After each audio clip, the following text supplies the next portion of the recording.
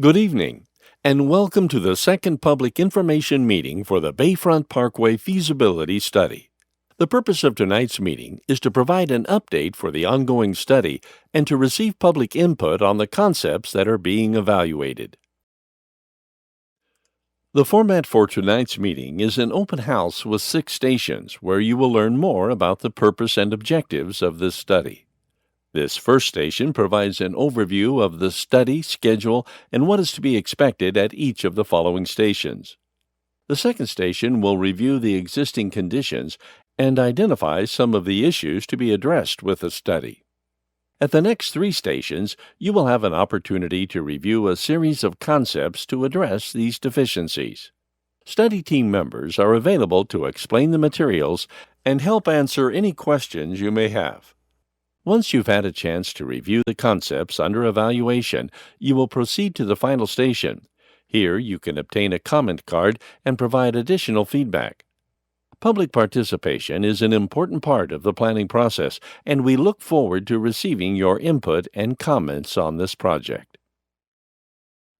The following presentation will review the purpose of the study along with its goals and schedule. It will also present the existing issues that are being evaluated and which potential concepts can address each issue. Throughout this presentation, you will find answers to the following questions. What is the study area? What is the purpose of this study? What are the issues along Bayfront Parkway? What potential alternatives are being considered? How do I provide feedback? The Florida Department of Transportation is conducting this feasibility study of State Road 196, also known as Bayfront Parkway. The study limits are from Tarragona Street to State Road 30 or East Chase Street.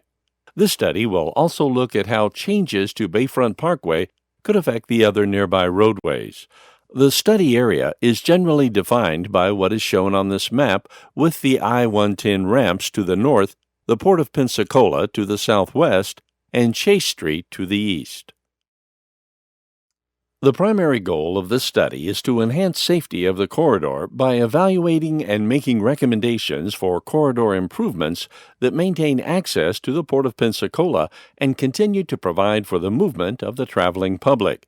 This includes identifying solutions to improve traffic flow within the area previously defined.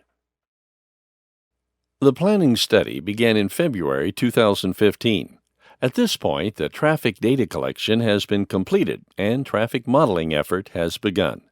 The first public meeting was held in April and proved to be a great source of public input and ideas. Tonight's meeting is the second of 3 public meetings, and some initial concepts are on display for your review. We welcome all feedback and input you may have. After today, we will hold one more public meeting in October to discuss the final recommendations. It is expected that this study will be completed by December 2015. Once it is completed, additional analysis may be done on the recommendations to refine them further. Bayfront Parkway is currently a 4-lane divided roadway with a raised median. This corridor serves as a vital component of the multimodal system for the delivery of goods and services to and from the Port of Pensacola. It is classified as a Strategic Intermodal System, or SIS facility, connecting the interstate system to the Port of Pensacola. Along with being a SIS facility, this corridor is a main east-west thoroughfare with heavy traffic volumes. The mix of freight and automobile traffic traveling close to pedestrians, cyclists, and transit users is a safety concern.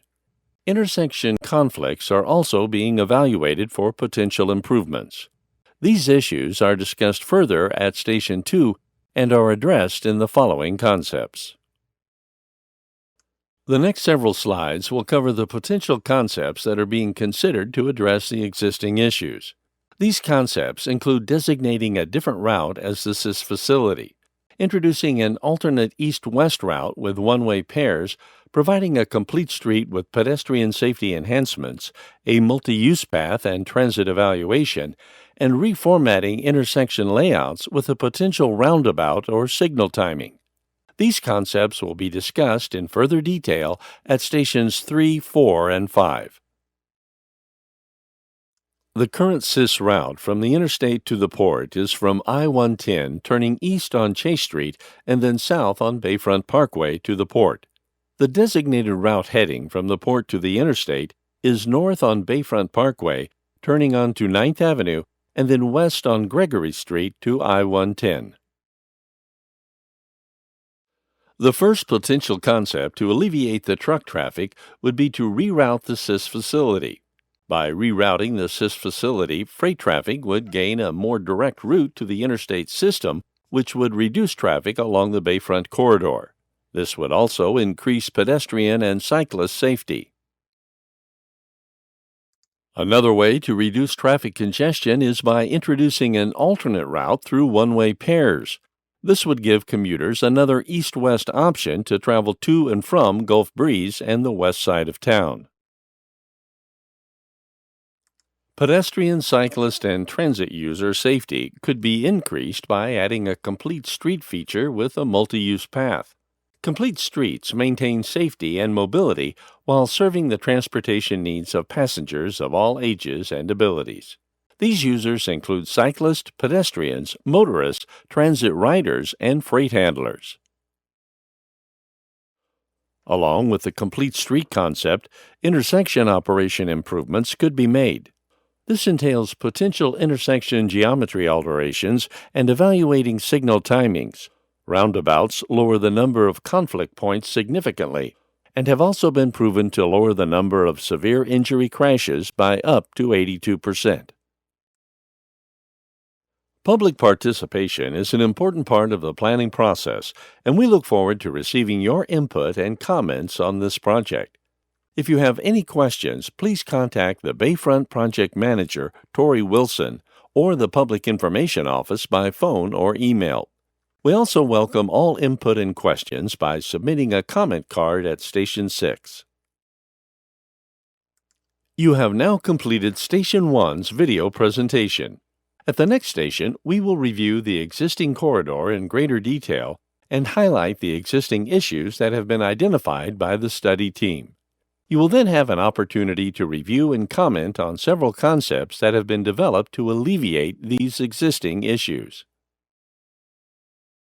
This concludes the overview presentation, which will replay momentarily for those that may have joined in progress. Thank you for your interest in this feasibility study and for taking the time to join us this evening.